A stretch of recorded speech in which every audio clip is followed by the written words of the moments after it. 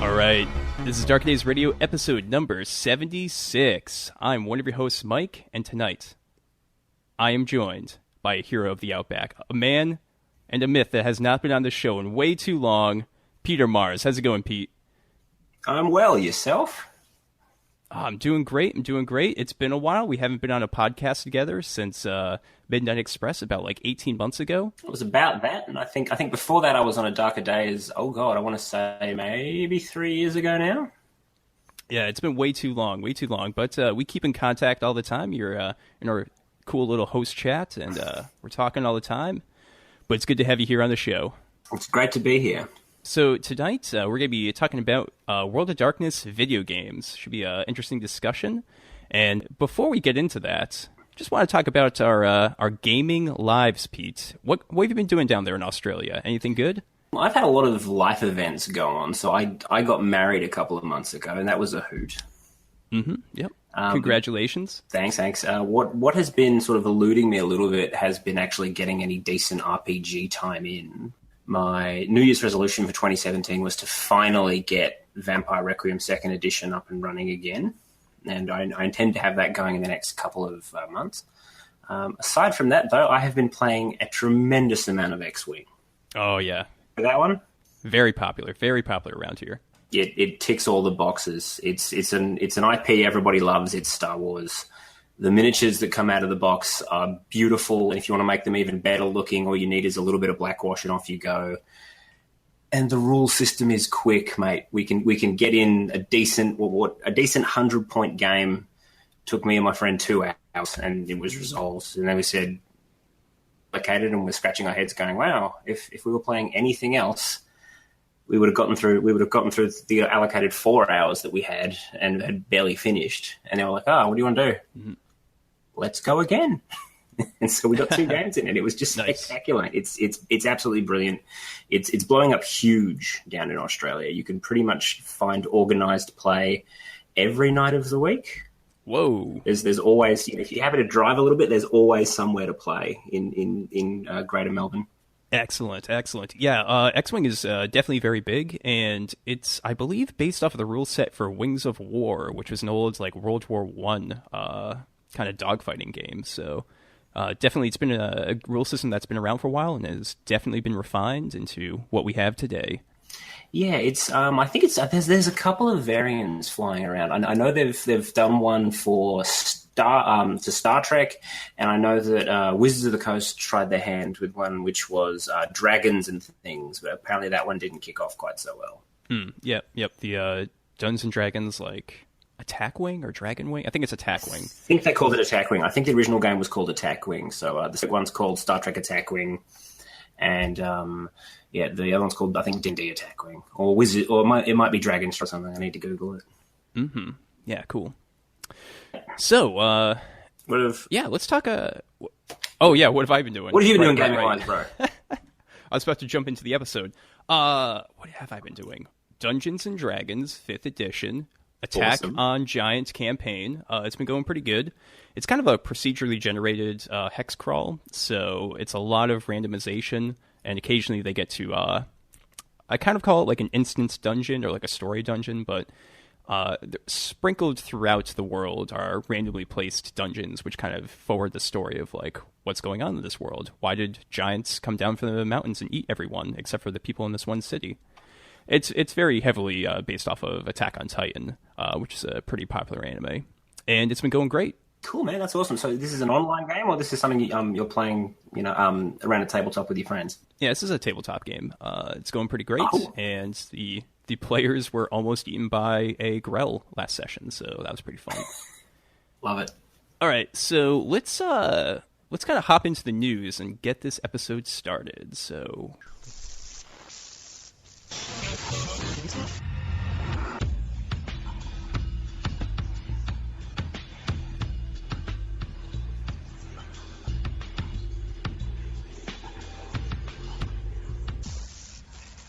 So first off, one of our listeners here on the show, Xander, who you may remember from our excellent Darkling episode where we played World of Darkness G-word. Am I allowed to say the G-word on the air now? I'm not sure.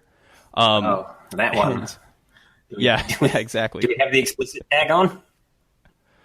We do not. We do not. So I'm not sure if I can, because we do have European listeners. But anyway, back a couple years, we ran a World of Darkness game, which Xander was on, so you may be familiar with him here on the show. And he actually let us know about a pretty cool thing that he did, which was he helped localize a cool Japanese game called Rosencruz Stilette. And they started off, him and his group, just kind of like doing it unofficially, kind of like a fan sub, basically. But then the developer noticed and said, hey, why don't we just hire these guys? So that's a pretty cool game, which is out now on Steam and some other platforms. And if you like kind of like platformers, action RPGs, that sort of thing, it's definitely something to check out. That was done by one of our listeners. So that is Rosencruz Stilette, and we'll include a link in the show notes. I'll look for it. So, continuing in that vein, we have some news for the World of Darkness, which is very focused on video games. So, first up, Werewolf the Apocalypse is going to finally get a video game. It was just announced that it's going to be developed by Cyanide and published by Focus Home Interactive. Those two companies are well known for putting out the Blood Bowl video games not too long ago.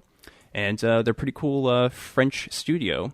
So we don't have a whole lot of information because the development of this was announced basically the day that it was signed. So we don't have a whole lot of information on what the actual gameplay is going to be. Most of it's just like postulation at the moment. But that is something that's going to be coming out in 2018, it seems. All right, looking forward to it. Was that now? Yeah, Mike was serious when he said, I think they literally announced it and then like the next day said we're going to start working on it. So did they even specify whether or not it's going to be an RPG or some kind of sort of shooter or anything along those lines, or we still have no idea? The postulation by White Wolf Publishing, specifically Martin Elrickson, was that it would probably be a third-person action RPG, but at the moment, nothing's really set in stone. Okay. I suppose that could be good. We will see what happens. Yeah, so we'll talk about some other World of Darkness video games later, but just as a quick FYI, there was a planned Werewolf the Apocalypse game back in the late 90s, early 2000s, called The Heart of Gaia, and that was going to be a third-person action RPG, so there's already kind of a precedent for that. I remember looking forward to it, and I forget why it never happened. I think they just ran out of money. Could have been. That's usually what happens. I remember it was being developed by a gentleman called Lucien Solban, who kind of has the coolest World of Darkness name ever. I know that, yeah, he worked on a bunch of titles, I think primarily for Demon the Fallen, and it's actually gone on to bigger and better things. I think he was one of the primary designers / writers behind Far Cry 4, I believe. And Far Cry 3, Blood Dragon. Game so much. Your favorite game. That was so cheesy. Great. So other White Wolf news and World of Darkness news are that two new apps have been released, those being Vampire Prelude and Mage the Ascension Refuge. They were developed by White Wolf and published by Asmodee Digital. And we're going to be reviewing those later on in the show, but there's a lot of controversy around them, specifically the Vampire Prelude. I think it would be best to just kind of come out here, and probably even before we really talk about the controversy, one of the things that's going to be occurring with me on a personal level, and I know this is quite similar for a bunch of hosts on Darker Days Radio here, is that we're actually going to be boycotting White Wolf Publishing, specifically because we have seen what the writer in question, who is surrounding this controversy, does to other people, and quite frankly, we don't support abuse and harassment of any sort. And I feel that the best way for me to kind of show my zero tolerance to that is to stop giving White Wolf Publishing money. Now, of course, what does this mean for Darker Days? We still have to discuss a lot of this, come to a kind of general consensus, but at the moment, I don't feel that we, as the show, as the podcast, are going to be taking an official stance itself.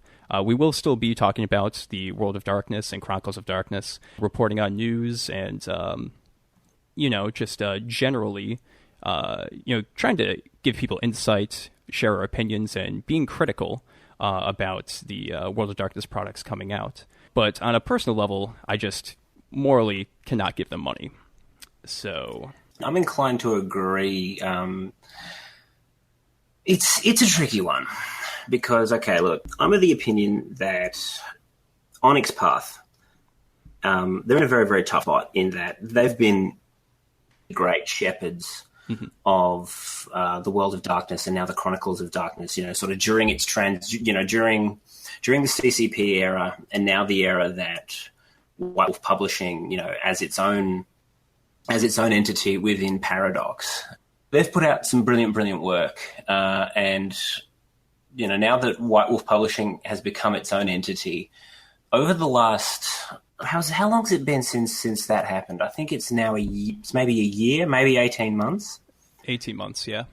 So look, they've taken some steps that, neither of us are really big fans on. Mike hasn't stated it yet. I'm going to state it. So, yeah, so White Wolf have gone out and hired this particular individual.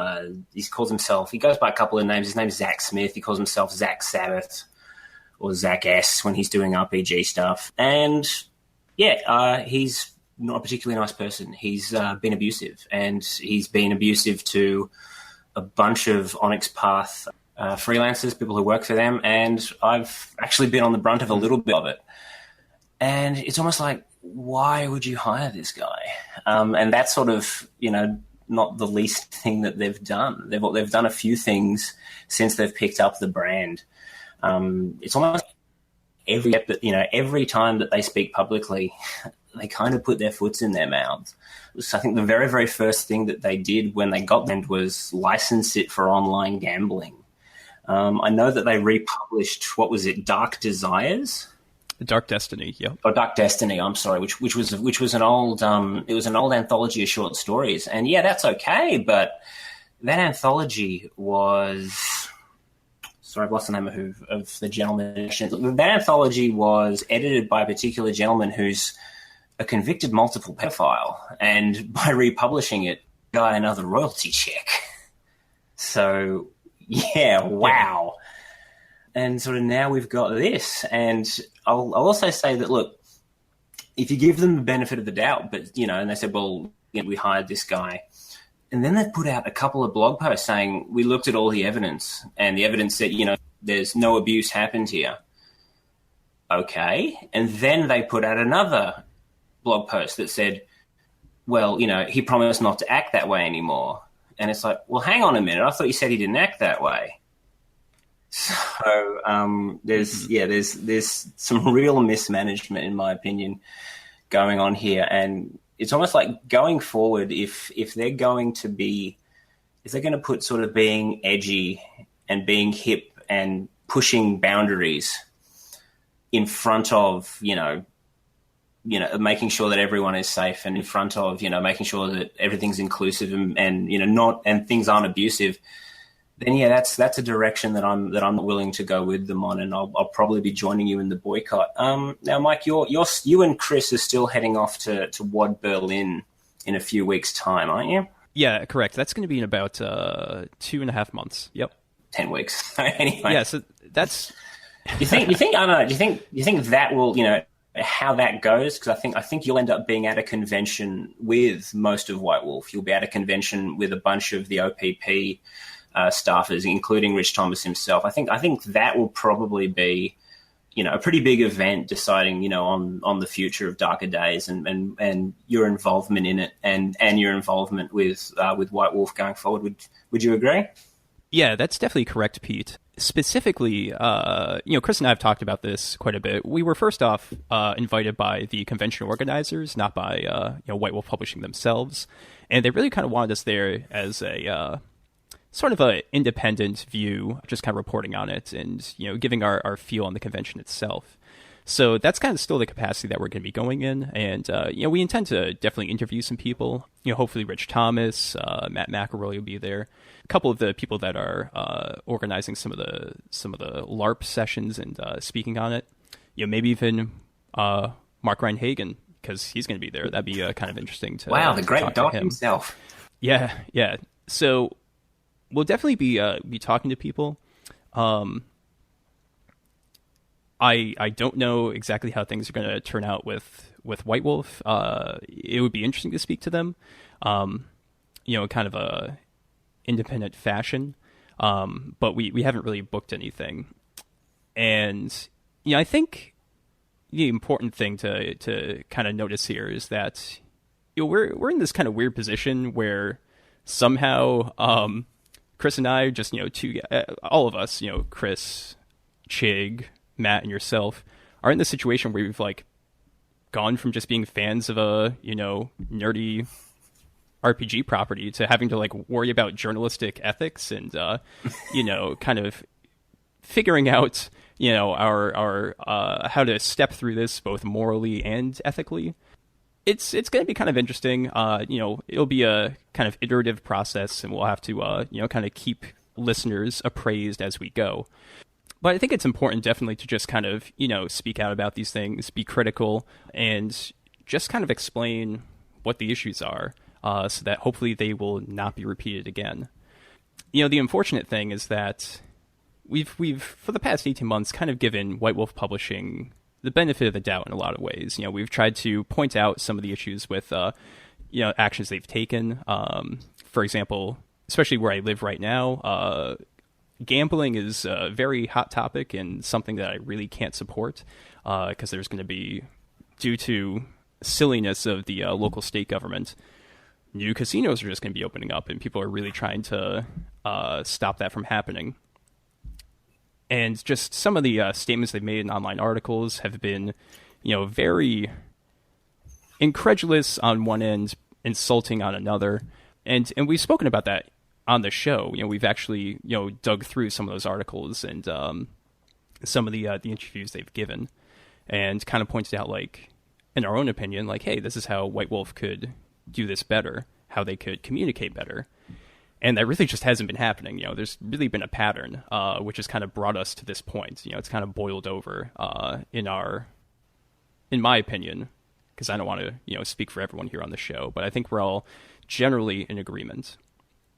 We'll kind of provide some more information. I sent an email to White Wolf Publishing stating that I would be boycotting them.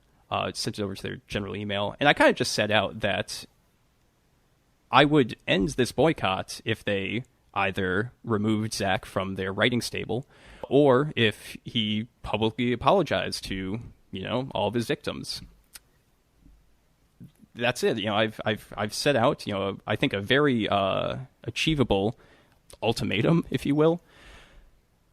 But it's something that could definitely be done. Especially when you have White Wolf stating that, oh, Zach won't do this again. We've asked him.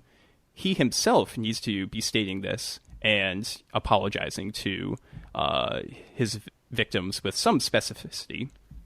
But I don't have very high hopes that he'd actually do that. Well, the argument can be made that not long after that, because he's put out yet another blog post explaining that what he does is an abuse, and that, by pointing out all these people's foibles, or what he sees as failings, he's making the world a better place. He's improving the RPG community. So okay, great. So yeah, I don't see that forthcoming. I don't see any kind of apology, or even if I don't know. I'm almost like even if you don't necessarily agree, 100% agree. I'm like, an apology ends it, and if you just end it and then don't bring it up again, or even if that makes sense, because one of the things, for example, is he's brought up this. He went out of his way and wrote this very long blog post about why one of the White Wolf freelancers, David Hill, is essentially full of it because he doesn't like Star Wars. And apparently David hadn't seen Star Wars, and apparently how could you say you don't like something because you haven't seen it? And he wrote this big long blog post about it, and he still maintains that by pointing out that about David, he's making the RPG community a better place. And it's like, okay, how about you just don't talk to him and don't talk about it ever again? It seems really bloody simple to me. You move on. But no. And the important thing to also point out, you can be critical of someone and their views, but what the pattern that occurs with this individual is that he will make these posts, he will target these people, and then within the hour, they start getting these hateful emails from anonymous accounts. David Hill has had his children threatened after specifically that Star Wars post. There's horrible things going on, and it needs to be pointed out. And this has happened with multiple individuals. Some have just been driven off the internet. Neubli Mikan, and it's nothing that we can support. No, absolutely. Frank. And it's, I don't know, as I said, we're in this weird position where, right, I'm of the opinion that what Onyx Path are doing is some of the best, is some of the best RPG work that's out there right now. I think Vampire the Requiem Second Edition is probably the best edition. I hold it higher than Masquerade. I genuinely think it's the superior game. Mm-hmm. And to me, it's sad that it's tricky to get a hold of, in that, you have to be on Drive-Thru RPG, buy a POD. It's not in stores, because quite frankly, I think it deserves to be. And, everything that they've done, not everything that they've done since then, because as I said, we tried to be independent and we really didn't like Beast, and we said so. As I wouldn't have gone as hardcore as you guys. I just sort of shrugged and went, they can all be zingers. But at a general level of quality, what Onyx Path are putting out is an evolution and streets ahead of the content that the company was putting out in the 1990s. I just think it gets the recognition that it deserves. Yeah, absolutely. And I'd love to be in a position, and this is sort of why I do the podcast with, I'm on you guys very occasionally, and I'm on it more often with Adrian, because, I think it deserves that recognition. And, this is sort of, my way of getting the word out a bit more. And they say, but see, going forward, it's probably not going to get that recognition. It's probably still going to remain, this online POD only, because, the new White Wolf have their own sort of spin on it, and they want to resurrect the old World of Darkness and kind of, spin that out into, push the meta plot, or, make it new and relevant for 2020. And cool, more power to them. But it's just, the more we see of it, the more it looks like it's going to be pushing, as I said, it's going to be pushing, let's make it edgy, let's make it, screwed up, let's make it dangerous. There's the derisive term that's been around, has been, we're calling it, it looks like, this is the rise of the edgelord. This is the rise of, are they going to be putting in things that, because they're creepy, are we going to see the game around sex crime or revolve around those sort of topics, which people don't necessarily want to be exploring in your tabletop RPG?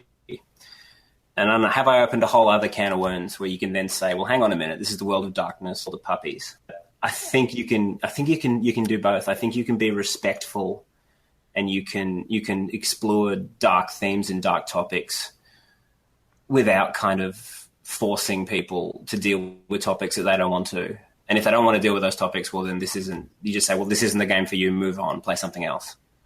I think you can have that middle road, and I think to an extent Onyx Path have been treading that middle road and treading it very, very well. Absolutely. And I'm just worried that the new White Wolf are gonna push that away in an attempt to be edgy.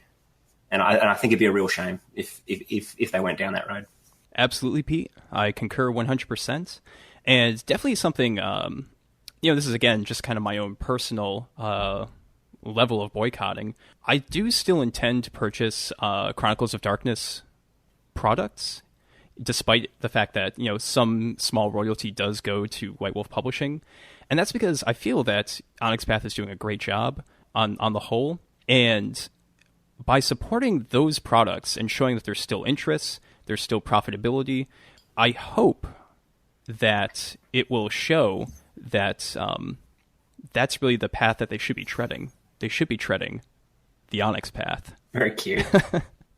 Terrible joke, but bit of levity. Reeling it on back.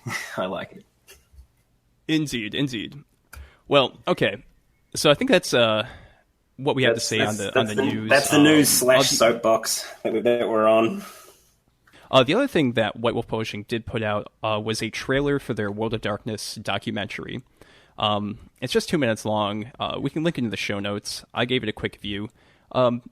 It seems okay. I don't think it's really going to be written or filmed for us who are very knowledgeable about World of Darkness and Chronicles of Darkness. It's more as an introduction to try to get people excited, or maybe people that have lapsed over the past 13 years since the Vampire the Masquerade was ended with Gehenna.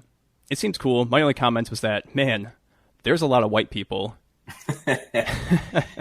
Yeah. Look, I know that New White Wolf have some grand ambitions, and one of those is they talk a little bit about the brand and it being an IP, and my eyes glaze over when you start using sort of transmedia buzzwords. But they have said that one of their goals is to eventually have some kind of White Wolf Netflix show. And their issue, I think, a little bit is White Wolf inspired a whole bunch of stuff that then went on to fame and glory.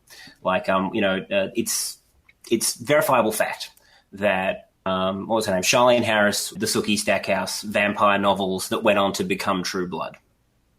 I think she was maybe an NST, so not an NST. I think she was a domain storyteller within the Camarilla organization back in the 90s. She's clearly been inspired by this.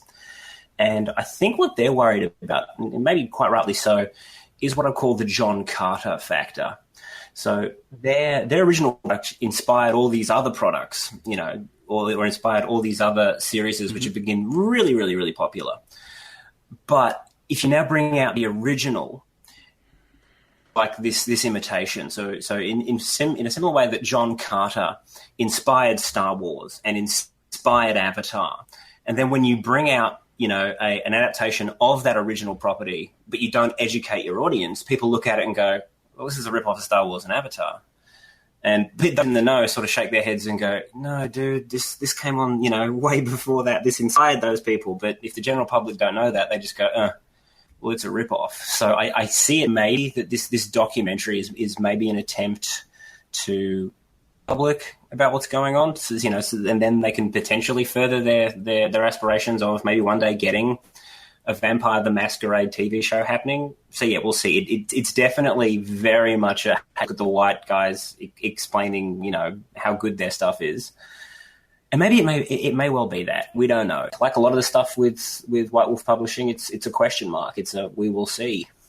All right, so I think that's it for the news today. I forgot to check out what Onyx Path has out, so we'll just cover that next episode. And let's move on over to our main segment here, talking about World of Darkness video games. Classic World of Darkness. All right, Pete, so let's kind of set the baseline here a little bit. There have been a lot of World of Darkness games, and I just kind of wanted to, discuss the history a little bit before we move on to discussing the newer apps and all of that, just to kind of give us a feel for what we've seen before and maybe what we can see in the future.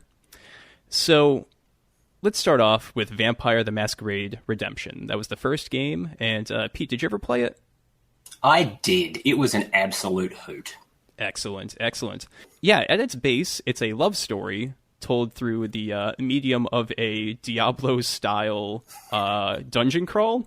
We're probably not selling it very well, and admittedly, I think, when did this bad boy come out? I want to say maybe 96, 97? Or was it even maybe a little later? No.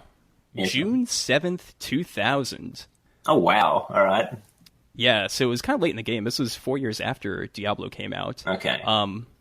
But that was a popular gameplay style at the time, so I guess that's how they went with it. It's one of those things where I remember it being fantastic, with the addendum that I was 18 at the time, and we are now talking 17 years ago. So, and I'm not sure how well it's aged. When was the last time you fired this one up, Mike? I think I replayed it in 2008. I think that was the last time I played it. Right. So, oh my gosh, that's almost a decade ago. Wow. Okay. That said, it actually does a pretty good job of portraying the World of Darkness milieu in that when you start off, it takes place over 2 eras. You have the Dark Ages and the Modern Knights. And it really, I think, does a very good job of kind of, in that initial Dark Ages setting, really easing you into this World of Darkness, kind of peeling back the onion, to steal a term from Call of Cthulhu. And you start off just as a crusader. You start running into some strange things. And actually, another cool thing that most people probably don't know is that this was back in the day where they gave you like instruction manuals in your physical boxed video game, which actually like came with some pretty cool stuff in there. And there's a discussion of all the different clans in there, so you can get kind of primed in on all of that. But there's actually a short story which you're supposed to read before playing the video game. Oh, wow. Which sets the stage for like why the character ends up where they are, and also how they kind of have some knowledge to fight the kindred themselves. Because, all right, now, correct me if I'm wrong. I think this is one where you play as a crusader. You're kind of dungeon crawling through, well, I guess, a dungeon. I seem, all right, correct me if I'm wrong. I think you're in a catacombs underneath, like, this haunted cathedral or something. Pretty close. So you start off, you venture through, like, some silver mines. You defeat the vampire, and by doing that, all the other kindred of the city of Praha, if you will, are like, oh, man, this dude's pretty badass. Someone should embrace them quick, because otherwise it's going to be trouble. And, well, that's where your adventure really begins. Cool. Now, I only ever played it. I think I played up to that peak because I remember I was 18. I was playing it. I didn't have a PC at the time that could handle it. I was playing it on a friend's system, sort of in between. I think we were in between games, and I played about sort of 6 or 7 hours of it over the course of 3 months, and then never got around to playing the bit when you're running around the modern day. So you're a little bit on your own on that one, Mike. So how did the story kick off once it then shifted, I think, 700 years into the future? Basically, just to give you a spoiler of what the plot is, as a crusader, you fall in love with a nun. And, of course, you can't be with a nun because they have celibacy. So, there's some awkwardness. Then you get turned into a vampire. That makes it more awkward. And essentially, you spend a little bit of time chasing MacGuffins for other vampires. But the ultimate goal, as you get to the Modern Knights, is finding your lost love, because she becomes a ghoul to a Tzimisce. And that's pretty much where the story goes from there. Running around London, then New York City, fighting alligators in the sewers, and doing a lot of other crazy stuff. It has the same problem that we'll get to with, well, basically every other World of Darkness video game here from the past, which is that you kill just like wave upon wave of vampires and ghouls and other strange creatures, which is definitely not how World of Darkness games are usually played. But for the gaming scene at the time with PC gaming, that did kind of make sense if you want to just make kind of a generic action game. Yeah. It was... that said, however... Sorry, go for it. So that said, one of the really very interesting things about Vampire the Masquerade Redemption, which I don't think is supported anymore, it was as of like 2004, was that there was a really cool multiplayer system in this game, complete with like a game master storyteller mode. So you could take a map and start populating it with NPCs, start programming them to kind of give people quests and basically make your own levels, or just kind of like lounge around with other people. And basically it would allow you to play like a 4-person LARP essentially online, which was like really novel at the time. It's something you don't see anymore in video games at all. But back in the day, there was like clans and everything, which doesn't make much sense, but you can only have 4 people in a hub. But it's really like something that people should document a little bit more, because I think there is definitely a lot of cool content. Some of it's still left on like Planet Vampire. You can download some of the old mods and all of that. But I don't think there's like a very good way at the moment of firing it up and actually playing with other people to like check out some of the mods and other basically chronicles that people made for this game. So, Mike, did you ever get a chance to fool around with the multiplayer? Because, as I said before, I was playing on a friend's PC, and at the time, Australian internet really wasn't anything to sneeze at, and we never got the multiplayer up and going. Oh, yeah. So Vampire the Masquerade Redemption it wasn't my first experience with the World of Darkness, but it's really what kind of sold me on it, as a young tyke of like 13 years old, and kind of got me interested later in like really picking up the RPGs. So yeah, I played through the entire single player, played online in the goofy clans that we had, the multiplayer, and just really had a great time with it back in the day. You can still play it. You can buy it on like Good Old Games and check it out. It's wicked cheap. It's like $6 normally, and it goes on sale all the time for like $3 or something. So it's if you got a couple bucks to burn and you want to check it out, I still think it's kind of interesting. The other option is that there's people that have kind of cut together all the cutscenes and all the major story bits on YouTube, so you could just check it out there if you want to kind of get up to speed real quick in like an hour or something. Cool.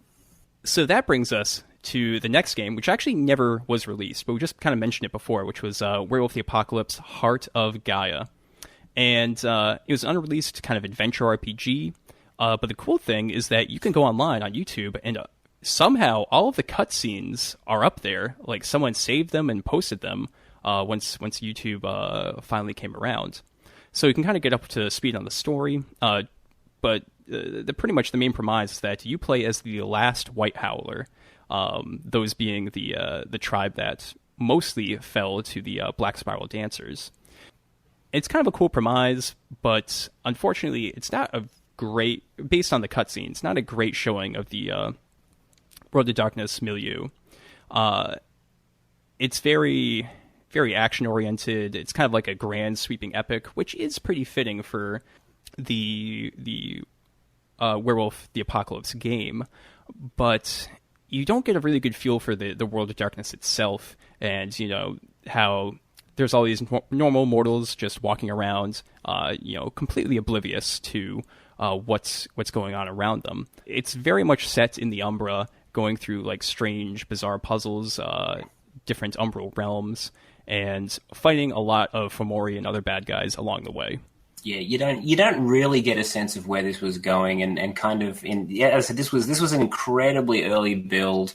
I'm not sure how far along they were on it. What's out there does kind of make it look like a really, I'll just kind of say it. It makes it look like a kind of bloody version of Crash Bandicoot, I guess. So, well, I mean, because I mean, everything we see. I mean, all the cutscenes, all the scenes, or all the very early, I guess, pre-alpha gameplay. You're in Krynos mode. You're tearing things apart in the Umbra. So yeah, it does kind and of course it's kind of blocky because everything was blocky back in the day.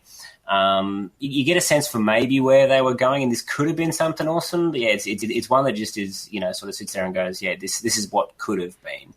Which of course brings us to Hunt of the Reckoning. Three different Hunt of the Reckoning video games, which is incredible that it got so many. Crazy.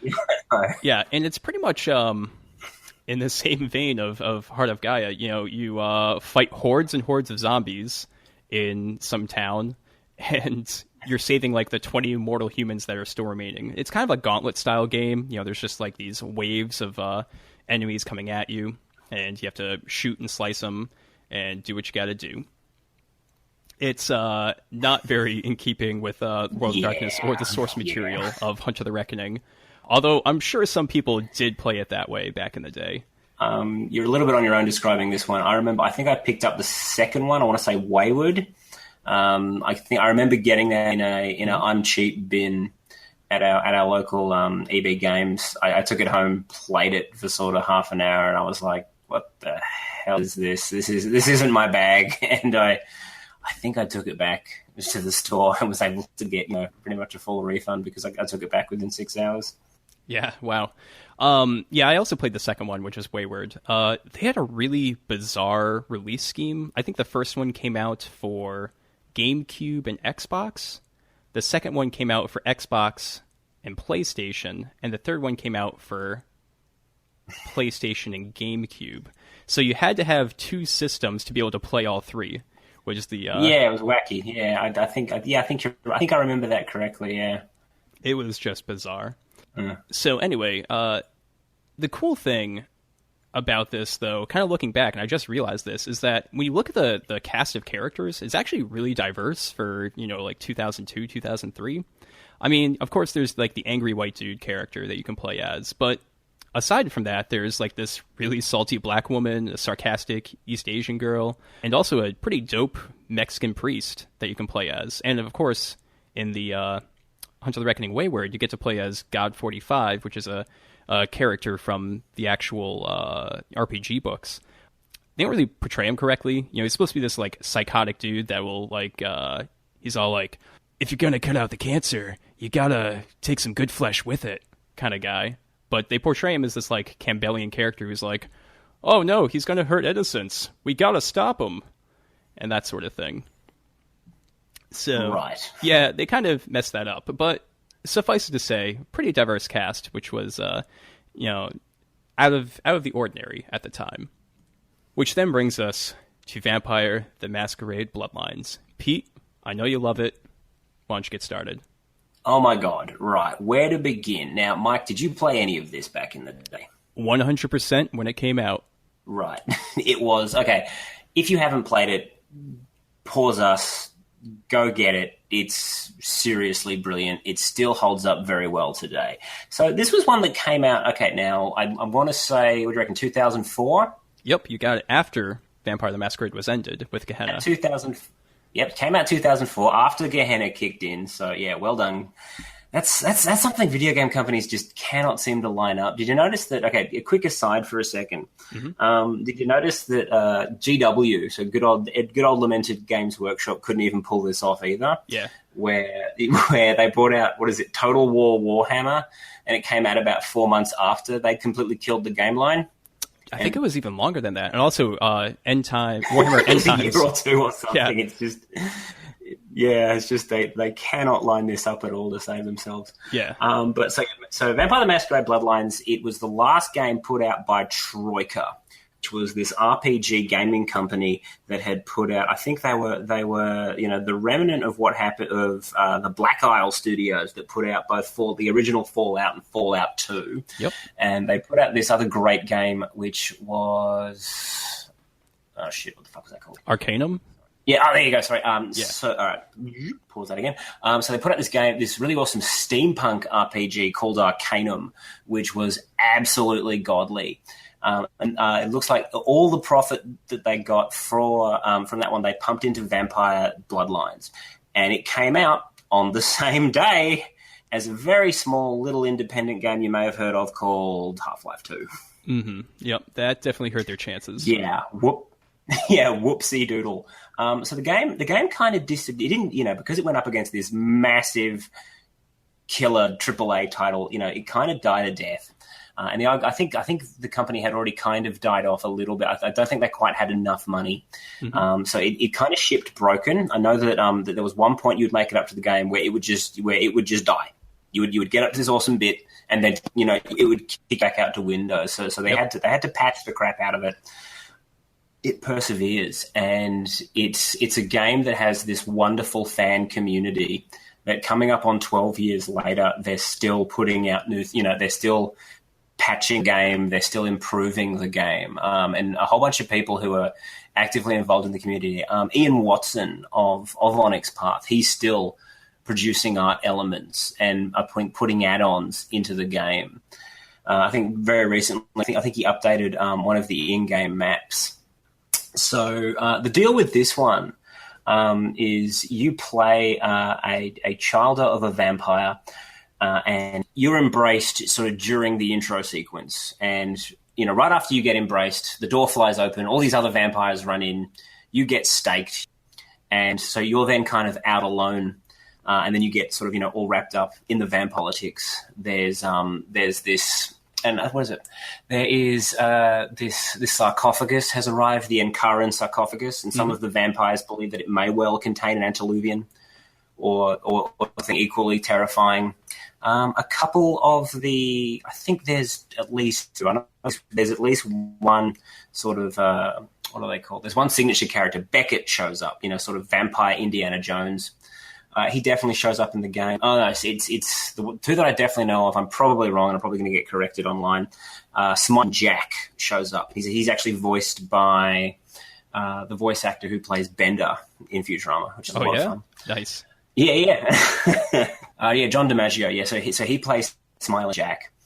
And yeah, it's absolutely brilliant. It's one of those ones that it's engrossing. It'll take you it'll take you, I think, a decent amount of time to play through it, and you can play through multiple times. There's a bunch of sequences in it which are kind of classic. There's one particular character in there, Janice. Janet. Again, I haven't looked at it in a little while. Jeanette. Jeanette, I'm sorry, yeah, and so she's probably one of the more decent. Although you can make the argument that there's never any good, decent portrayals of Malkavians, but she's this incredibly popular version, and one that actually went on to inspire this kind of retrend they did of Harlequin, that then of course ended up in the very famous Suicide Squad movie. So that's another way that that White Wolf has influenced the popular culture. What else? And that's right. There's this sequence where she asks your character to go and get a locket from a haunted location. And that's one of the few times when I've been genuinely frightened playing a game. They do that so incredibly well. You end up walking through this haunted house, and sort of as you're walking down, you see these crazy things, like I think you see a little girl cowering before a man walking with an axe, and then something happens to block your vision for a second, and then when you get round there, I remember it being a really creepy sequence that I was playing at 3:00 in the morning. I think my brother came home. I had headphones on, and he's tapped me on the back of the head. And I've flown up and screamed, ripped the headphone jack out of the side of the computer, causing it damage, and woke up my mother. Yeah, I pretty much had the same experience. Yeah, it ended up being sort of one of my favorite sort of computer game experiences of all time. That being said, it's not perfect, and again, it probably is now. The version that I played with was basically, I think, in many ways, it was unfinishable unless you were playing, I think, as a Bruja. I think there's one particular monster at the end, the Kuei Jin, the good old, much lamented Kuei Jin. They play quite a big role in the story, and at one point you fight them, who I think then sort of morphs into a couple of Cthulhuoid monsters. And I think at the time the game came out, you could really only play as a Bruja and beat her. I know a friend of mine won that fight because she glitched and stopped moving and stopped attacking. Sort of go move up behind her and kick her in the back of the head. Yeah. The way I beat that one, I think I was playing the same version, but there's like a flower pot I could hide behind, and it's like half its melee attacks wouldn't work. So yeah, that's how I beat that one. Yeah, I remember, I think I had to get a cheat code or something in because I played through and this is great. I played through as an Malkavian on my first playthrough. And what they do with that is really, really cute. Putting some things in there specifically for the Malk. So you have, there are some crazy sequences when all of a sudden you end up having this conversation with the stop sign. Or I think there's a bit when a fish turns and you have this conversation with the fish. Now, again, whether that's a good depiction of mental illness or something which works in a role-playing game, I don't know, but I remember it was a lot of fun in the video game. Mm-hmm. Yep. Yeah. And so it's this one that's had this other life. It's a little bit similar. I'd compare it to something like a Blade Runner or a Fight Club of the video game world. It's something that came out at its time, and it was a big disappointment financially, but it's gone on to become this massive cult hit that still has this really devoted following. People look on it very, very fondly, and every so often someone sits there and goes, "Wow, why hasn't someone made a sequel to that?" And I think that's something that Martin Erickson, in his one of his first addresses to the public as White Wolf's lead storyteller said, we're constantly getting emails, why don't you put out another Bloodlines, and we're going to do our best to answer that question. So yeah, hopefully sometime down the trail we'll get a decent into that, because oh my god, would I love to play a sequel. I think the only other thing to say about Bloodlines is if you haven't played it and you want to pick it up, definitely get some mods, because they fix a lot of the bugs, make it fully playable, and it really just helps things out overall. Yeah, that's kind of funny. It's like we say it's a great game. It needs a lot of fixing. But yeah, I would definitely agree with that. I think it's always there's always theme sales. I think you can pick it up for I think maybe something like less than $5, and if not, I know it's definitely on Steam. It's definitely on GOG, and yeah, if you pick up anything from this discussion today, and you need to go and play Vampire Bloodlines if you haven't played it already. Yep, 100%. I definitely agree. Which I think, Pete, brings us to the new Vampire game, Vampire Prelude. Okay. And, well, it has a pretty good subtitle, which is We Eat Blood and All of Our Friends Are Dead, which is actually pretty fitting for Vampire the Masquerade. Yeah, I suppose. I don't hate it. It's not. I don't hate the title. I think I'm still very partial to. I know that Greg Stolze for his first vampire novel, Vampire the Masquerade. No, sorry, Vampire the Requiem novel. He wanted to call that My Drinking Problem, which I think still is the greatest title for anything ever. But okay, yeah, We Eat Blood and Our Friends Are Dead. It doesn't quite roll. All our friends are dead. It doesn't quite roll off the tongue, but it's not so bad. Cool. Do you want to just kind of talk about it a little bit, go over the concept and all that? All right. So conceptually, all right, so what this is, so these are both on, I think it's on the Steam store, but it's mostly designed to be played on your smartphone. So I know it's definitely on the Apple iStore for Australians. It's $7 because of course we have to pay the Australia tax. And I think Mike was saying that, how much is it for you on either your Apple or your Google store, Mike? I think you're saying it's about $5 in American dollars. Yeah, that's correct. Yeah, cool. So what this is conceptually, it's not a bad idea at all. So this is a story about a couple of vampires, which is told entirely through their character's phone. So as you play through it, you're given a series of instant messages. You have this conversation, which will sort of write itself in front of you. You're getting a series of images because the characters involved are artists and they're sitting there sketching and they'll send to you. And you'll receive messages from other characters. So you're two artists, you've been embraced, and weird thing, well, you wake up as vampires, and that's how it starts. You're texting your friend who's also a vampire, but far away, and you decide to get on a bus to New York and try to run away, but figure out what's going on. It doesn't make a lot of sense. So there's just a giant gaping plot hole in the entire thing within the first 30 seconds, which is that one of the choices you can make, so it's kind of a choose your own adventure in that you occasionally, it's an interactive novel where you press A to continue, but occasionally it gives you 2 or 3 choices, and you can choose one. One of them is right, and the other choices make you die, and you have to start over again.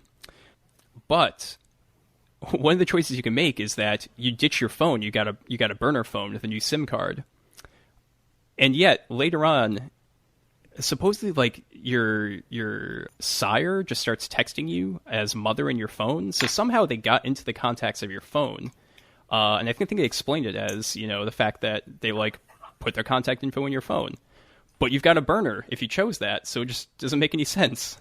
You should not be able to be contacted by them in the first place. And they kind of make a big deal in the beginning that people don't know your phone number.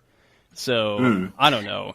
And it's one of those things that, okay, unfortunately, when you start having those thoughts, then it kind of unravels the rest of it. So this one was primarily written by Zach S. and a new writer called Sarah Horrocks.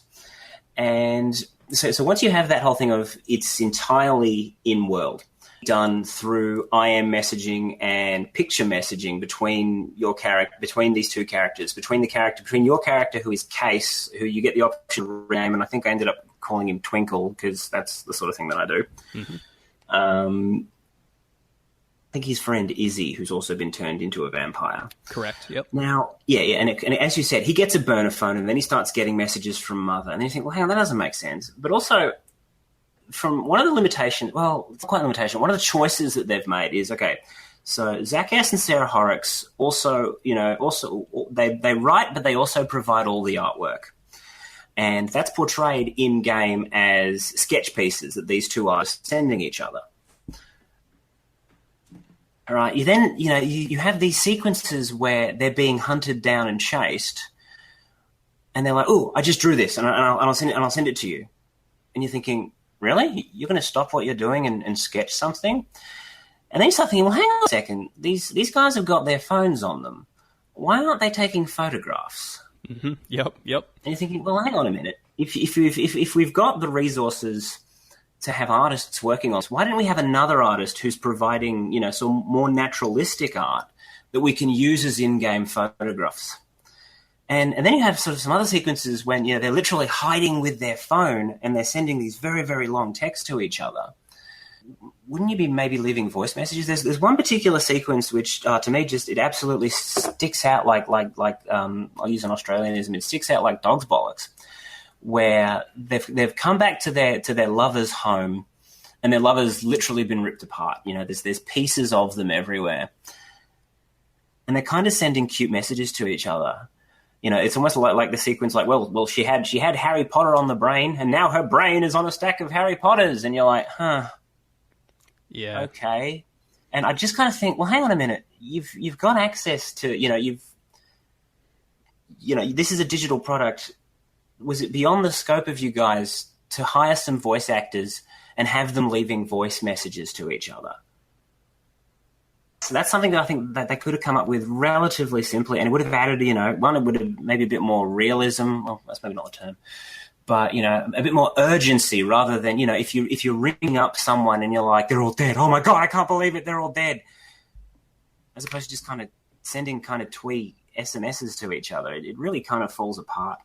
And, yeah, the choose your own adventure sequences, I would have just dropped at the, at the conceptual stage. They are just so frustrating. Yeah, because it's literally a pick A or C. They're not all of them aren't. There's no kind of intuitiveness to it, if that makes sense. One's like run away, another one like hide, and you think, and then you think, well, okay, run away. Oh, I've been caught, and now he's got, and now he's got me in a headlock. Bye, honey, you have died, and you're like, oh, yeah. Oh, okay, and then it doesn't back you up to picking. You have to then tab through for 5 minutes to get back to that fork.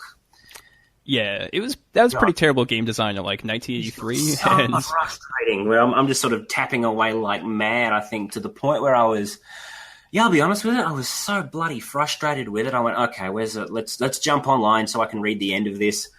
Yep. Where's a let's play? Just because I was just so frustrated with this empty sort of gameplay that just didn't work at all. And then, and unfortunately, because you've got this whole thing of, hang on, I've got a burner, hang on, why aren't I sending things? And then you kind of, I don't know, for me, it's almost like, I get into this kind of feedback loop where I'm annoyed at it. And where all of a sudden, because you start getting messaged, as you go further along the story, you get messaged by more and more people, or so more and more kindred. And they're dropping huge bombs. They're mentioning clans by name. They're explaining what clans do. And you go, this is all happening on an unsecured network? Yeah. And I know maybe that's just me going, it's like, look, okay, and again, my conception of vampires, maybe this is wrong. Maybe this isn't how people play it. Maybe they've the new, shepherds of the property have come up with some nonsense where there's, and this actually pops up a little bit in one of the more recent V20 books. This is in Anarchs Unbound, where they actually say that, there's this sort of almost vampire technomancy where you can conceal vampire instant messaging chat as lolcats. But that's something for another time. But, and so you've got particularly there's this one character, Marco, who he's like a 3 or 4, I think he's even older than that. He's this old Tremere. Oh, he's really adopted modern technology well. And yeah, they're dropping esoteric knowledge. So I'm like, wow. Yeah. Masquerade's not going to be, unbroken for very long. But again, I don't know if that was just me because it had already kind of annoyed me to the point where I was I don't know if I was just looking for angles to be annoyed at it by at that point. I don't know. How did you feel by that point, Mike? Did you make it all the way through or were you kind of like, oh my God? No, I quit after like an hour or something, because it's just not worth my time to play this. I mean, I think the thing, like, if you look around on the internet, some people are making a big deal about certain scenes that come up and being offended about it, but the issues with the game are really just very mundane. If you like the writing or dislike it, I for example can't stand the exposition that occurs, and just like the walls of text just explaining scenes in a manner that nobody would text. No one writes like that. Oh yeah, and you then put, as I said, if there'd been audio elements to this, you could imagine someone sitting there, as a recorded phone call, someone sitting there going, "Oh my God, what's going on?" As opposed to just someone, because you then imagine this character hunched in the corner, their face only illuminated by their phone, texting away like mad. Yeah, and I'm laughing out loud as I'm imagining this scene. I'm not wrapped up in the narrative at all. I'm kind of giggling at it. Yeah, pretty much. And I think that's totally not what that's totally not what these guys set out to do. And, no. And actually, I'll be honest with you. And I know some people may argue that, look, because we've already previously stated how we feel about the author, that we were predisposed to dislike it because of this preconceived notion we have of the guy. I didn't actually 100% realize this was Zach Smith was the author behind this until I was about an hour in, and already by that point I was already like, oh my God, what's going here? And then I looked at some of the art, and I went, well, that looks a lot like what I've seen of Zach's. And I went, let's have a look at the Chris page, and it was like, okay.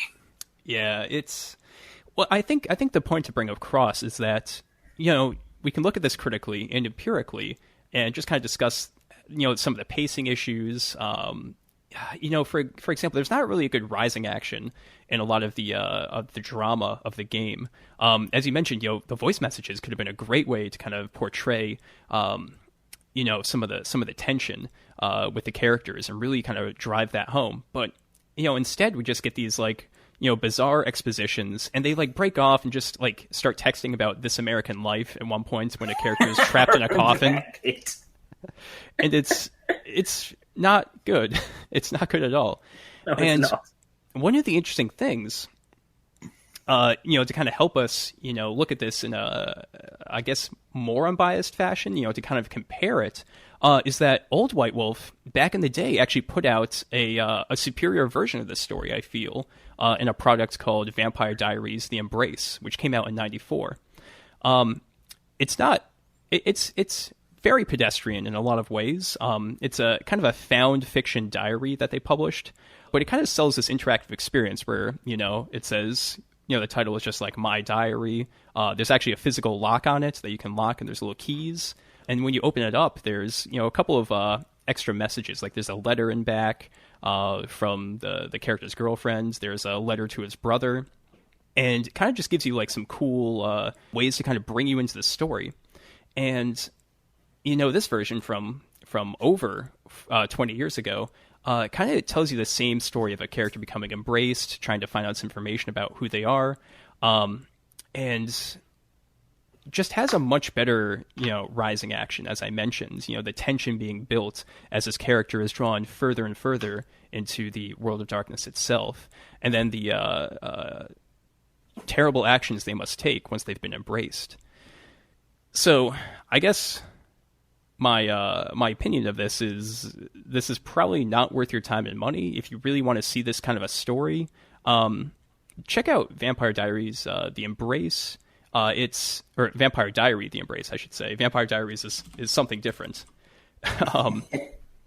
But you can find the PDF online. I got the book for $4 off of eBay, including shipping. So there's definitely copies floating around for real cheap if you really want to check this out. I don't think it sells itself as it wasn't sold as particularly a Vampire the Masquerade product, was it? It doesn't kind of have the logo emblazoned all over it, does it?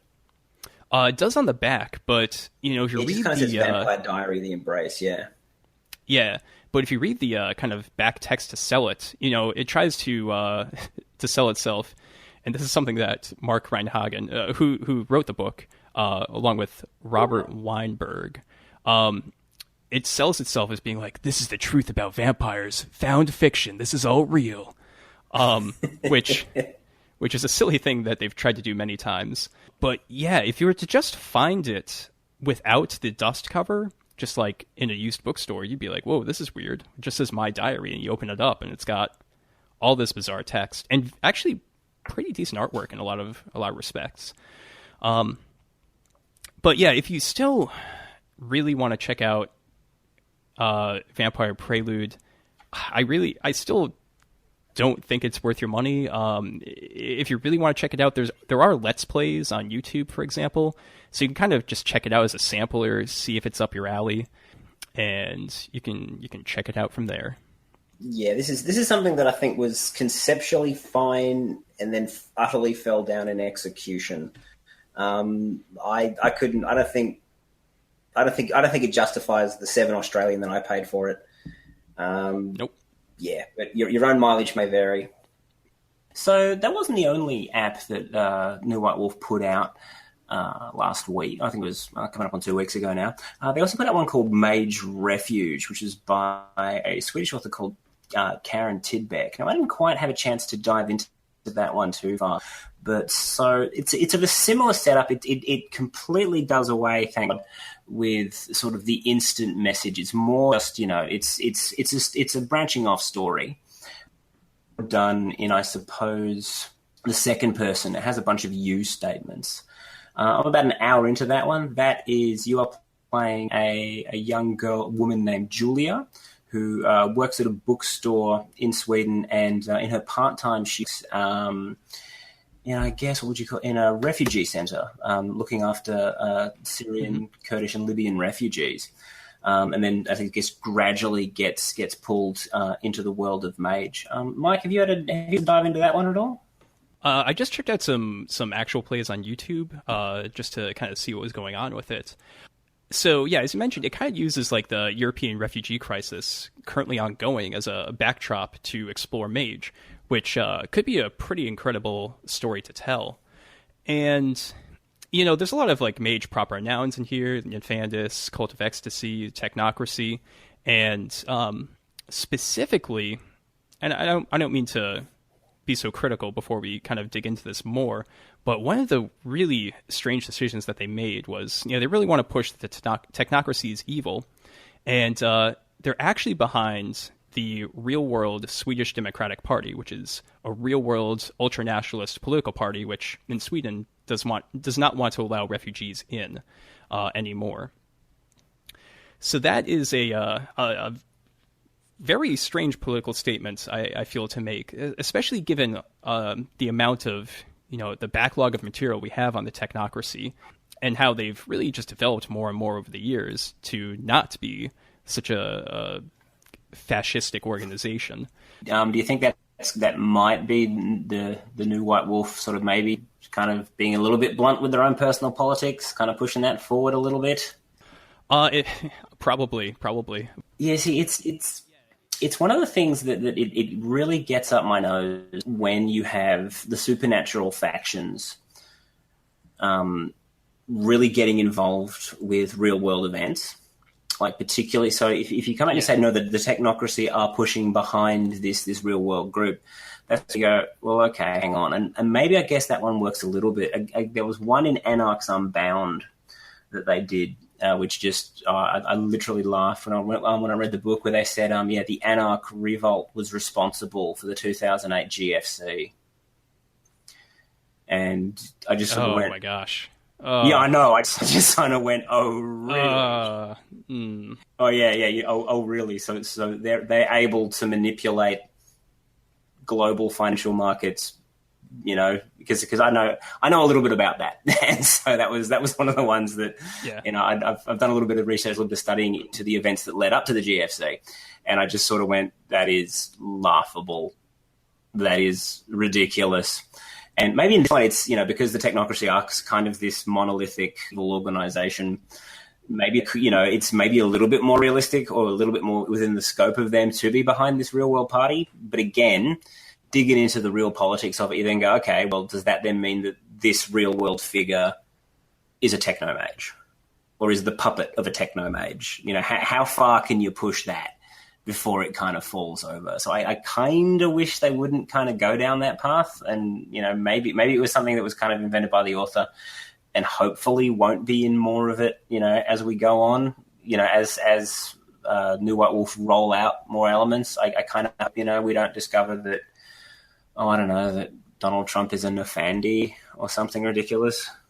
Yeah, certainly not something I want to see in World of Darkness products. But, you know, beyond that, there's some kind of weird stuff with how the mage mechanics are portrayed. You know, this character is, Julia is essentially like an orphan mage, but she seems to be able to do magic from multiple different paradigms, which is a little strange, but maybe they just wanted to cover multiple paradigms and traditions to kind of like showcase some of the different mages of the setting, you know, kind of just give people a sampler. Yeah. She rewinds time at one point, which is really kind of, I don't know, it's kind of like, okay. That's where she that's the first spell or first magic that she performs. Yeah, when turning back time 5 minutes. When a guy who's basically, because she's working in the bookstore, and then some guy who, I don't know how much down with any of the stuff that's been going on with science fiction, but a guy who walks in who's basically Vox Day, walks in and starts complaining about the state of, you know, of pink literature in sci-fi, and you know, they should bring it back to the way that Isaac Asimov had it. And yeah, in the story, she's rude to him, and then he goes and complains to the manager, and then she says, I wish I could turn back time, and then she conversation again, and this time isn't quite so rude to him and just kind of lets him have his little rant and says, okay, see you later. All right. Yeah. It's a little bizarre in its portrayal of the mechanics. And it's similar, it kind of has a choose your own adventure element to it, similar to Vampire Prelude, but you don't die as much, first off. Good. And secondly, sometimes though, it just comes up with the choose your own box, but there's only one thing you can click. There's only one option.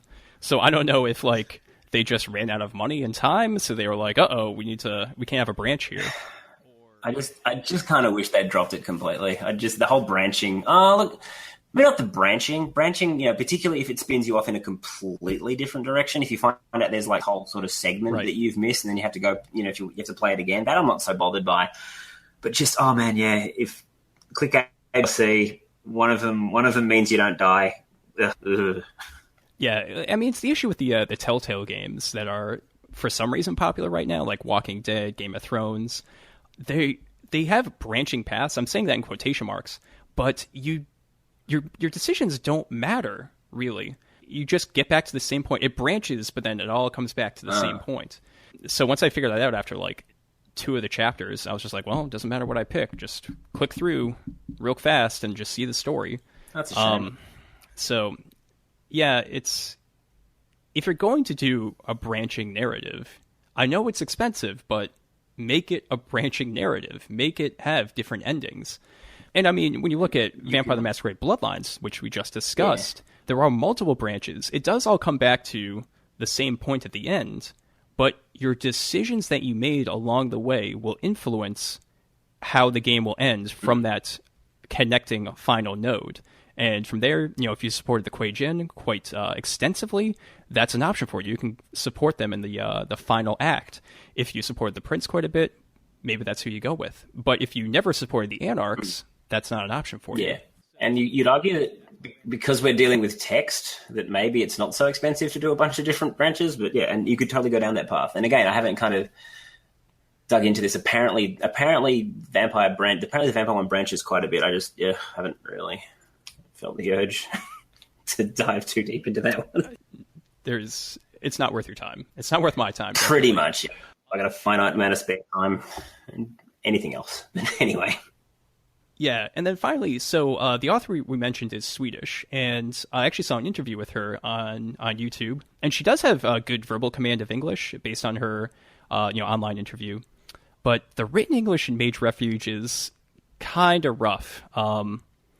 my recommendation for the future would definitely be that they need to have someone who's a native English speaker just give it a quick once-over, give it a pass, and maybe make some editing notes just to kind of smooth over some of the language, because there was some very jarring transitions and sentences that really didn't flow together. I think Martin Erickson is down as a co-writer, I think / editor for both of these apps. So I think maybe going forward, that's something they may want to look at. Yeah, certainly. But overall, I think that when you look at the pacing of this, I didn't get very far into the Let's Plays, but the pacing seems to be pretty good. There's a good build up of tension as it kind of draws you in, and I think given what they had to work with, the writer did a decent job, and I would definitely rate this as being better than the Vampire Prelude app. Yeah, me too, totally. I mean, I barely got into it, and I was actually getting into the story. They're touching on some really interesting themes, and they're touching on the refugee experience. And well, I said I'm now in, and I wasn't laughing at it in the same way that I was Vampire. So yeah, totally. This one I would definitely put well ahead. So, Pete, is that everything we have to say on these latest apps and video games in the world of darkness? Pretty much, yeah. All right, cool. So I think that's it for talking about these video games. So why don't we jump over, do a real quick secret frequency, just to wrap this episode up. It's under the stairs.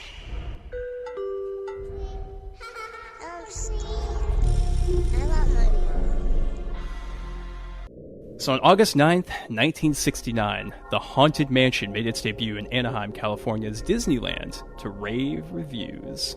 Disney's Imagineers had managed to capture the picture-perfect representation of a classic haunted mansion from cinema and pull it into the real world, mischievous ghosts and all. The attraction was a technological marvel at the time, featuring a blend of state-of-the-art animatronics and old-school illusions that wowed crowds and established the Haunted Mansion as a signature Disney icon. But what you might not know is that development of the iconic ride began nearly 2 decades earlier and involved some pretty famous phantoms. So Walt Disney first began mulling over the concept of the Haunted Mansion in the 1950s, enlisting many of his favorite artists to help with the project and bring it to reality. Initially, the attraction was designed with storylines that would feature ghosts of famous historical characters like Jack the Ripper, Guy Fawkes, and Ivan the Terrible. But when Walt Disney saw the Imagineers were including Rasputin, he immediately rejected that ghost. As it turns out, though, Disney wasn't frightened by the idea of having an infamous healer and wizard take up residence as a ghost in the Haunted Mansion, even with his fairly gruesome demise and apparently dismembered penis, but was far more afraid of being sued, because at the time, Gregor Rasputin had only been dead a little over 3 decades, and as such, still had plenty of living relatives with their family members' well-publicized death still fresh in their minds. And to have Rasputin in the Haunted Mansion would be an invitation for legal trouble. And to be fair, angering the family of an infamous Russian wizard was probably a terrible idea to begin with. Eventually, the concept of a historical ghost museum was scrapped, and we got the Haunted Mansion as we have it today. But Rasputin's ghost still made it in. Apparently, artist Mark Davis had Rasputin's portrait altered, graying the hair, tweaking the nose, and renaming the piece The Ogre, before sending it off to the Haunted Mansion, where it still hangs to this day. So, this is all quite mundane in the real world, but what's really happening in the world of darkness? Rasputin shows up a lot, as a vampire, a mage, a kinfolk, even a wraith. Writer Daniel Greenberg had some pretty bizarre ideas for this, like, Gehenna sort of scenario based around the character of Rasputin, way back in the early days of the world of darkness. We actually discussed that on a Darkling years ago. But, in the Chronicles of Darkness, for example, Rasputin's portrait actually does make an excellent Avernian gate, a place from which one can enter the underworld. And you can take this idea for a couple ways. Maybe ghosts are entering, and Sin Eaters have to manage the Avernian gate here, and make sure just that the patrons and attendees are unaffected. In addition to that, the portrait of Rasputin makes kind of an interesting artifact of sorts. Maybe even a wraith fetter, for an artist who never had his vision for the Haunted Mansion fully created. Here's another idea from World of Darkness Proverbial Monsters, which is, of course, an old Chronicles of Darkness product. It had this kind of neat monster that could jump through mirrors. And what about a creature, for example, that can move through paintings, terrorizing innocent people on this ride? Could be a little interesting thing to do in your Hunter the Vigil Chronicles. Yeah. So, Pete, do you have any cool ideas for this? Well, I mean, look, I genuinely like the idea of using, the Haunted Mansion from Disney World as a location. My real knowledge of Disney World's a little hazy. I'm not sure. So I think it's kind of open. It's open. Is it open 24/7, or does it shut down at night? I believe it shuts down at night. I haven't been to Disney World or Disneyland in 20 years or something, so doing I don't really recall. Yeah, but okay, I always kind of like the idea that you have these big open locations that kind of tour these big, safe, happy locations that when the sun goes down, things turn evil, or so the idea that.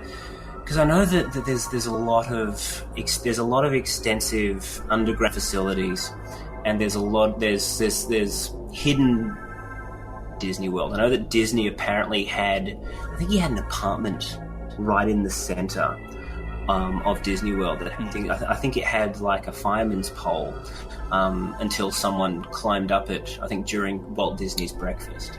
So the idea of using using the Haunted Mansion, I guess maybe even some kind of cool Elysium location. I guess what else could you do with it? I mean, particularly for Masquerade, you could put a Nosferatu, living at the Haunted Mansion, because that would almost be one of those hide in plain sight sort of deals. And I guess if he's spotted, if someone unsuspecting, if an unsuspecting Disney worker opens his coffin and sees a slumbering Nosferatu there, he just, during the day, he just goes, vampire. That's an old vampire prop, and closes it back up again. Yep. Spinning that over a little bit, I really like the idea that, I like the idea that what would a dark reflection of Disney World, particularly Haunted Mansion, look like for Werewolf the Apocalypse? What would that look like in the Umbra? And so one of the ideas that I had there was, because you have a lot of spirits, is kind of the raison d'etre of werewolves, and could there be some kind of weird spirit of childhood wonder in the haunting the Umbra around Disney World? Would you want to make a Kayan be there? Would this be a source of power for the werewolves? That could potentially work. And finally, if you want to go completely grimdark, a great jumping off point would be, okay, what would the Haunted Mansion and what would Disneyland look like in Wraith? What would be running around there? Could you want to go sort of grimdark with it? And would you have, I suppose, the raids of children who'd always wanted to go there and never made it for whatever reason? Would they be haunting the location? And you mentioned it previously, would their fetters be bound to Disney World? Disneyland, World's down in Florida.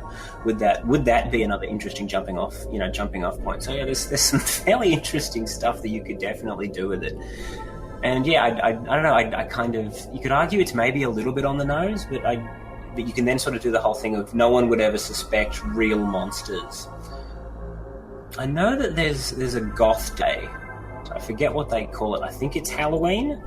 Where I know they have a particular time for it, where apparently, all the goths of LA Disney World's in LA, isn't it? No, so Disneyland is in LA. Disneyland. Disney World is Florida, sorry. Correct. Sorry, I plead Australian on that. And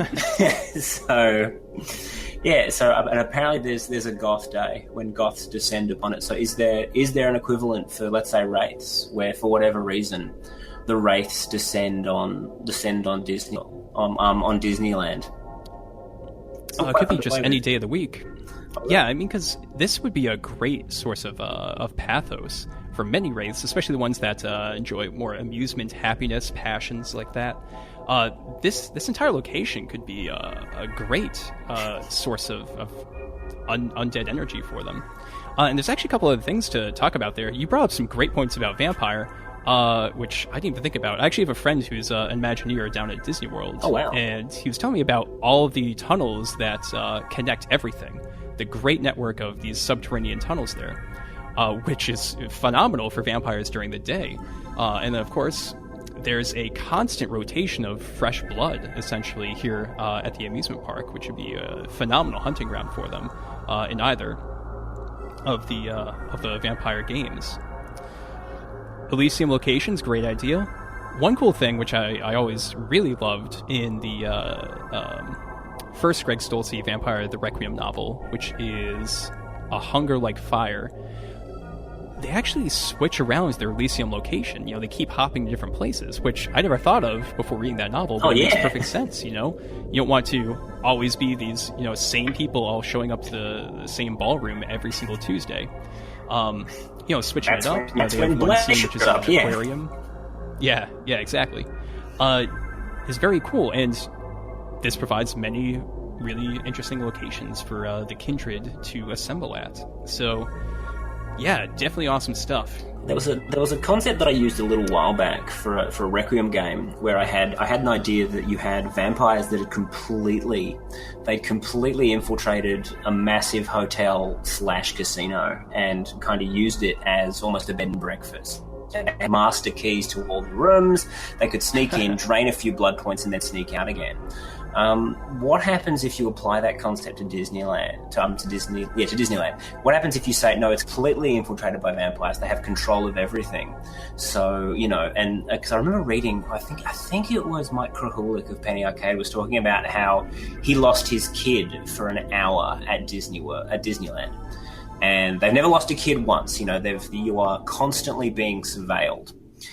So what would happen because apparently, like, I remember reading, I think this was in second edition Vampire, where they talked about how the blood of children was absolutely like crack to vampires.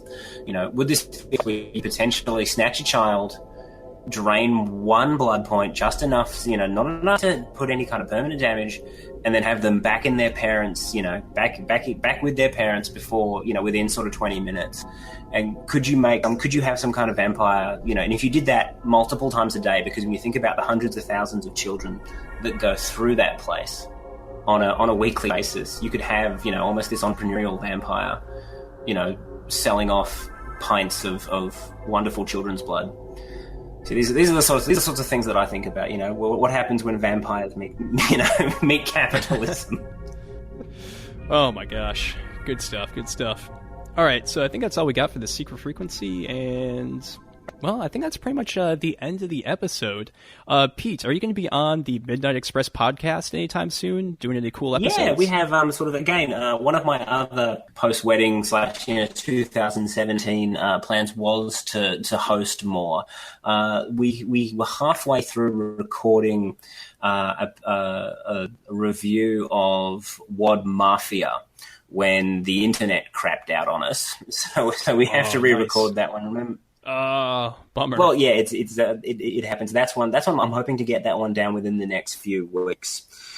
But yeah, unfortunately, the fact that Adrian lives in a really rural location in outback Queensland came up and slapped in the head. But yeah, that should be happening soon. How about you, Mike? You guys, of course, I think you had plans to maybe record one more before you went off to WAD Berlin. We're going to get like one or two in before that happens. Yeah. The next episode, which I made a post about, and then real life got in the way, so we're just kind of doing this sort of, it was originally going to be a filler video game episode, and then these apps showed up, kind of like justifying this even further. So next episode we were thinking about doing, it's going to be a 3-segment episode, kind of a big deal, talking about Wraith, Love Beyond Death, which interestingly is one of Martin Erickson's favorite World of Darkness books. We're going to talk about the Demon Storyteller's Handbook for Demon the Descent, and then we're also going to cover the Beast Conquering Heroes. We're going to review it, and well, Matt already kind of gave you a sampler last episode.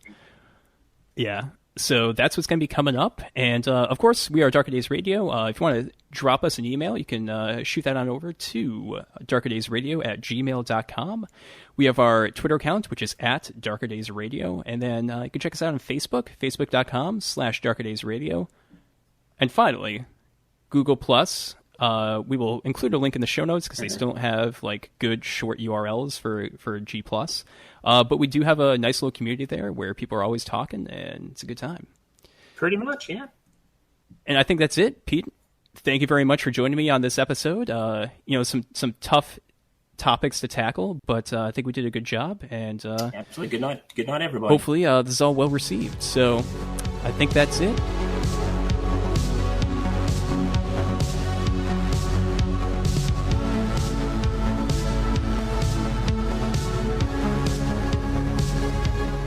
This has been an episode of Darker Days Radio.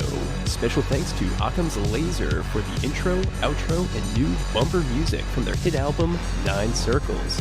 Check out the rest of their work at occamslaser.bandcamp.com.